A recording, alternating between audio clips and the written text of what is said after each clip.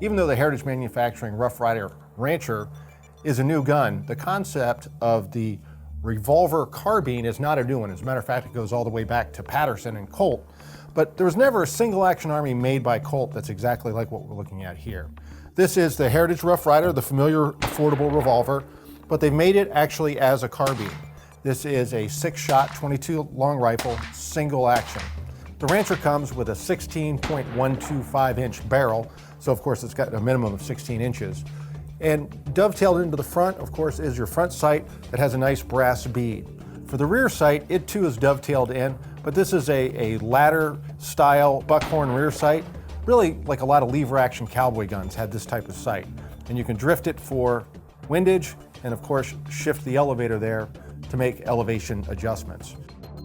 Now, of course, the barrel on this gun is blued steel, cylinders blued steel, your hammer's steel, some of the other components inside are steel. But the main part of the frame is a die-cast alloy.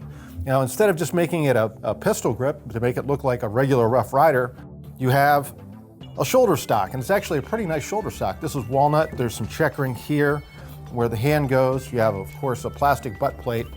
Then right here, you've got a rear detachable sling swivel stud, and there's another stud here.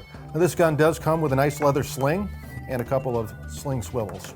Now, the problem with shooting a gun like this, of course, this is a revolver.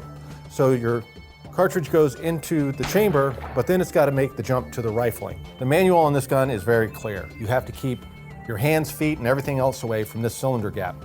When that projectile, in this case a 22 long rifle, leaves the chamber and enters the forcing cone, there's going to be some lead spitting and maybe even a little gas come out. So for that reason, the offhand goes here. You've got a nice little spur on your trigger guard. Keep your hand back here and it'll be safe. Now, the mechanics on this gun are very simple. Of course, you have to manually cock the hammer to fire. And this gun has a transfer bar safety, so if the hammer slips, it can't hit the firing pin.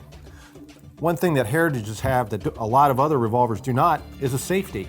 And if you look here, it's a simple 2-position safety, revealing a red dot for fire, where that is the safe position. That means that the hammer block won't get out of the way, and it should not be able to contact the firing pin. So loading and firing this gun like any other single action revolver, it just happens to have a butt stock. So you bring the hammer to half cock and you load your cartridges in one at a time. And again, this is a 6-round capacity. Then once you're done firing, open that loading gate, and then you just take your ejector and push out each case one at a time. So revolving carbines really didn't make a big splash in the world of firearms, but I'll tell you, this little gun is a lot of fun to shoot, and it's affordable. So, you know, next time you think that you want to go to the range and do a little plinking, do it old school cowboy style.